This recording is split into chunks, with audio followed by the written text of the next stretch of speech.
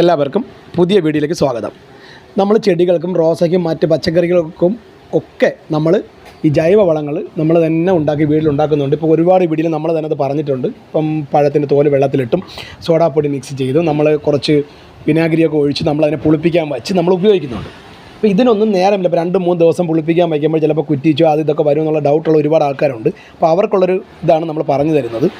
അതായത് നമ്മൾ ആദ്യം ചെയ്യേണ്ടത്, നമുക്ക് പെട്ടെന്ന് തന്നെ വളം ഉപയോഗിക്കണമെങ്കിൽ നമ്മളിപ്പോൾ ഈ പറയുന്ന ജൈവവളങ്ങളെ കൂട്ടുകൾ നമ്മൾ മിക്സ് ചെയ്യുമ്പോൾ ഇപ്പം 5 ലിറ്ററൊക്കെ അല്ലെങ്കിൽ 2 ലിറ്ററോ 3 ലിറ്ററൊക്കെ നമ്മൾ മിക്സ് ചെയ്തെടുക്കുമ്പോൾ നമ്മളൊരു 1/4 സ്പൂൺ ഈസ്റ്റ് അതിലിട്ട് ഒന്ന് ഇളക്കി 1 മണിക്കൂർ വച്ചിരുന്നാൽ നമുക്ക് ധൈര്യമായിട്ട് അപ്പോൾ തന്നെ ഉപയോഗിക്കാം. അപ്പോൾ നമുക്ക് ഇതുപോലുള്ള കുറ്റിച്ചൽ വന്നിരിക്കുമെന്നോ അങ്ങനെയുള്ള ഡൗട്ടുകളൊന്നും വരത്തില്ല.